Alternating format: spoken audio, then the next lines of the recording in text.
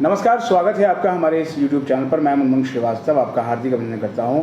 दिल्ली विश्वविद्यालय में एडमिशन के लिए सीसेस राउंड 1 की पहली एलोकेशन आ चुकी है और स्टूडेंट्स अपनी फॉर्मेलिटीज़ पूरी कर रहे हैं। हमारे साथ आपके सवालों पर बात करने के लिए मौजूद हैं DU की डीन एडमिशन प्रोफेसर हनीत गांधी। स्वागत है प्रोफेसर गांधी हमारे चैनल पर।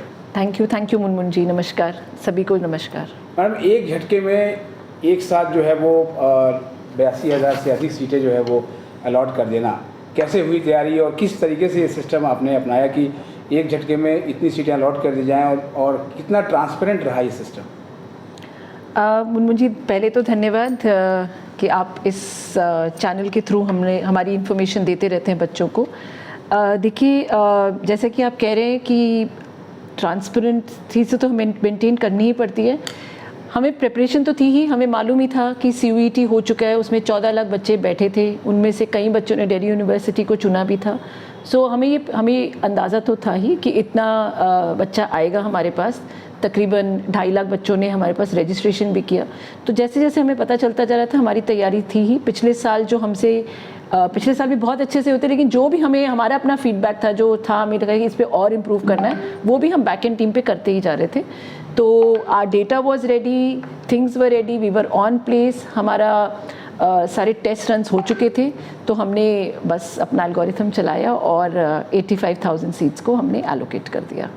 एक सवाल मैम जो है वो बहुत सारे परीक्षार्थियों के मन में है कि जैसे उन्होंने लिखा है कि उनके दोस्त का नाम आ गया, उनका नाम नहीं आया, लगभग सेम स्कोर था, तो आखिर तरीका क्या अपनाया गया? स्कोर, प्रेफरेंस शीट और या फिर जो है वो उनकी कैटेगरी? तीनों ही चीज़ें हैं।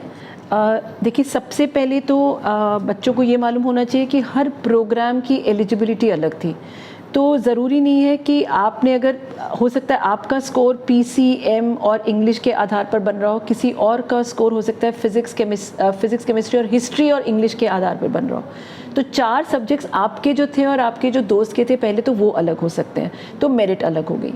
दूसरी बात, आपने जो प्रेफरेंसेस भरी और आपके दोस्त ने जो प्रेफरेंसेस भरी, वो भी अलग हो सकती हैं।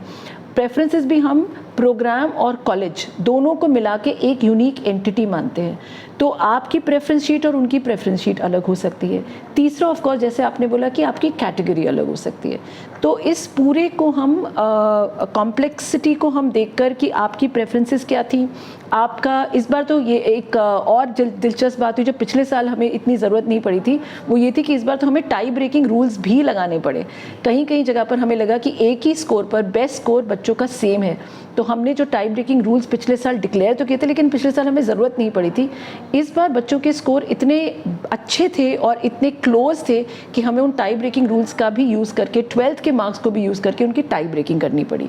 तो हो सकता है आपके जो प्रोग्राम स्पेसिफिक स्कोर था सेम था, हो सकता है आपकी प्रेफरेंसेस भी सेम हो। अब बात आ जाती है आपकी टाई ब्रेकिंग पे, तो टाई ब्रेकिंग से फिर अगेन हमने यूज़ कर आपकी कैटेगरी के हिसाब से हमने एलोकेशंस की हैं। यानी कंपटीशन इस बार बहुत ज़्यादा था? अभी फर्स्ट लिस्ट में तो हमें लगा ही है कि अच्छा खासा कंपटीशन था, कुछ प्रोग्राम्स के लिए तो यकीनन था। बहुत सारे स्टूडेंट्स ऐसे भी हैं मैम जिनको सीट एलोकेट नहीं हुई है और उनका आ रहा सीट एलोकेशन राउंड 0, तो क्या हम उम्मीद करें कि जब सेकेंड राउंड आएगा तो उनको सीट मिल सकती है? उम्मीद तो रखिए, क्योंकि हमें भी नहीं पता। 71,000 सीट्स थी, उसमें से हमने 85,000 तो एलोकेशंस किए हैं। अगर सीट खाली होगी, आपका स्कोर होगा, आपकी प्रेफरेंस होगी, कैटेगरी वगैरह सब मैच करेगा, तो और बच्चे भी जुड़ सकते हैं। और जो जुड़े हुए बच्चे हैं, जो अपनी फ़ीस दे देंगे टाइम पे, वो अपग्रेड भी करेंगे, तो कुछ बच्चे इधर से उधर शिफ्ट भी होंगे, तो उससे भी फ़र्क तो पड़ेगा। और जहाँ सीट खाली होगी, हमें तो है कि सीटें हमें भरनी ही भरनी है, तो हमें उम्मीद है अगर आपके पास अभी चांस नहीं आए, तो हो सकता है कि आपके पास नेक्स्ट राउंड में या थर्ड राउंड में भी चांस आ सकता है। अभी तो सुपर न्यूमररी सीट्स की भी हम एलोकेशन करेंगे जो थर्ड राउंड से, तो अगर आपने ECA, स्पोर्ट्स, CW इनके थ्रू भी अगर अप्लाई किया हुआ, तो वहाँ भी आपके आने के भी चांसेस हैं। तो अभी तो आप उम्मीद तो रखिए। एक और सवाल बच्चों का मैम, जिनका एलोकेशन में आ चुका है नंबर, उनका ये कहना है कि सीट को हमने एक्सेप्ट कर लिया, अब उसके बाद जो है वो फॉर्मेलिटीज़ पूरी करके हम फ्रीज़ करें या अपग्रेड करें? ये आपकी व्यक्तिगत चॉइस है, आप फ्रीज़ करना चाहें आप फ्रीज़ करिए। दोनों में मैं फ़र्क समझा देती हूँ। अपग्रेड अगर आप अपनी प्रेफरेंस में और ऊपर जाना चाहते हैं तो आप नेक्स्ट राउंड से पहले अपग्रेड करिए, तो हम आपको सेकेंड राउंड में कंसिडर करेंगे। अगर आप थर्ड राउंड में फिर अपग्रेड करेंगे तो हम आपको थर्ड राउंड में अपग्रेड के लिए मानेंगे। लेकिन अगर आप खुश हैं और आपको लगता है बस अब मैं इसी कॉलेज इसी प्रोग्राम में ही एडमिशन लेकर दिल्ली यूनिवर्सिटी की 16 अगस्त से क्लासेस अटेंड करना चाहता हूँ, तो आप फ्रीज़ दबा दीजिए। फ्रीज़ का मतलब हो गया कि यू बीन फ्रोजन, अब आप कहीं मूवमेंट नहीं चाहते हैं, इसी कॉलेज इसी प्रोग्राम में आप अपनी क्लासेस अब 16 अगस्त से अटेंड करना शुरू कर देंगे। तो ये आपकी व्यक्तिगत चॉइस है। हाँ, लेकिन जिनको 7,000 ऐसे बच्चे हैं जिनको उनकी फर्स्ट प्रेफरेंस मिली है, 7,042 students have got their first preference. Obviously अब आपको तो आपकी बेस्ट मिली गई है, तो आपके पास तो ना फ्रीज ना अपग्रेड कोई भी ऑप्शन नहीं है। This is your final, we welcome you to the university of Delhi, और आप तो अब क्लासेस की तैयारी करिए। एक और मैडम बात हो रही है कि मिड एंट्री भी जो है वो ड्यू खोलेगा, तो ये मिड एंट्री कब खोली जाएगी और इसमें क्या रूल्स होंगे? देखिए, कई बच्चे हैं जिन्होंने अपना रजिस्ट्रेशन फॉर्म मिस कर दिया होगा। हालांकि हमने अपना रजिस्ट्रेशन फॉर्म काफ़ी लंबा खोला था, 14 जून को खोला था, उसके बाद हमने उसे हाल ही में बंद किया। फ़ेज़ 1 भी हमने फ़ेज़ 2 के साथ खुला रखा था। तो हम उम्मीद करते हैं कि बच्चों ने अपना रजिस्ट्रेशन कर लिया होगा। फिर भी हमारे पास कुछ बच्चे आते हैं कि हम रजिस्ट्रेशन करना भूल गए थे, या हमने अपनी प्रेफरेंसेस सेव करनी भूल गए, तो हम कहते हैं ठीक है, एक मौका और देते हैं आपको, आप मिड एंट्री में आइए, 1,000 रुपये फ़ीस लगेगी यहाँ पर, और आप मिड एंट्री में ले सकते हैं। लेकिन मिड एंट्री में ना देखिए, जैसे आप देख ही रहे हैं कि सीट्स बचेंगी नहीं बचेंगी, हम कुछ नहीं कह सकते। तो 2 लिस्ट है अभी, तो फर्स्ट लिस्ट में ही हमारी 100% हमने एलोकेशंस कर दिए हैं। जितनी बाकी रह जाएंगी, अगर कुछ विड्रॉल्स होते हैं तो वो नेक्स्ट लिस्ट में भी हो जाएंगे। तो मिड एंट्री में मैं रिक्वेस्ट करती हूँ बच्चों से कि करना नहीं चाहिए वेट मिड एंट्री का, लेकिन अब आप क्योंकि मिस कर चुके होंगे तो आपके पास और कोई चांस नहीं है, अब आप मिड एंट्री में अप्लाई करिए। ये भी बहुत अच्छा प्रोविज़न है जो बच्चों को गलतियों को ध्यान में रख के हमने किया है।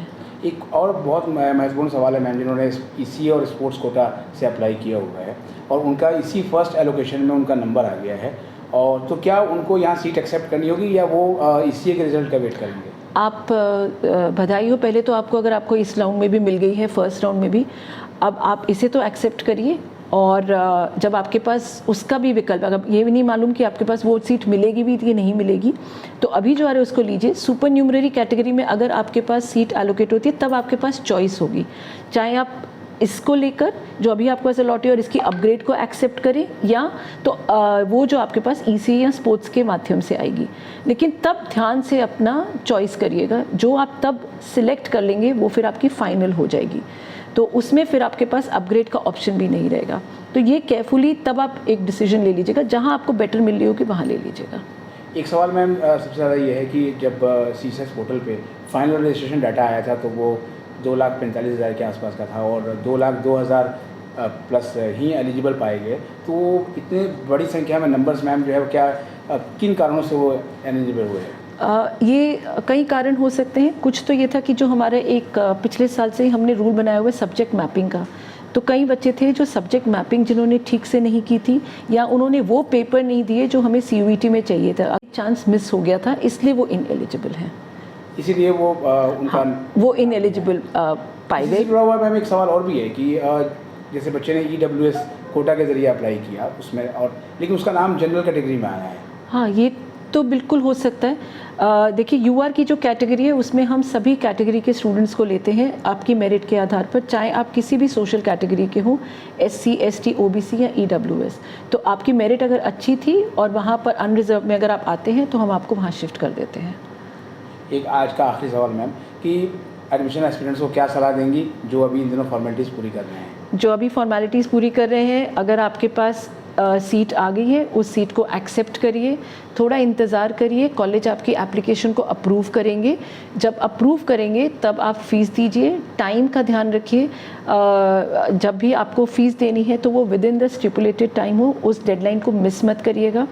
अगर आपने ये सीट नहीं एक्सेप्ट की या फ़ीस नहीं दी तो आप आगे भी हिस्सा नहीं ले पाएंगे, तो इसको ध्यान में रखिए। आगे के जो हमारे अगले 2 राउंड में अगर आप जाना चाहते हैं, अपग्रेड करना चाहते हैं, तो इसकी फ़ीस देकर अपनी एडमिशन फॉर्मेलिटी कंप्लीट करिए और थोड़ा इंतज़ार करिए।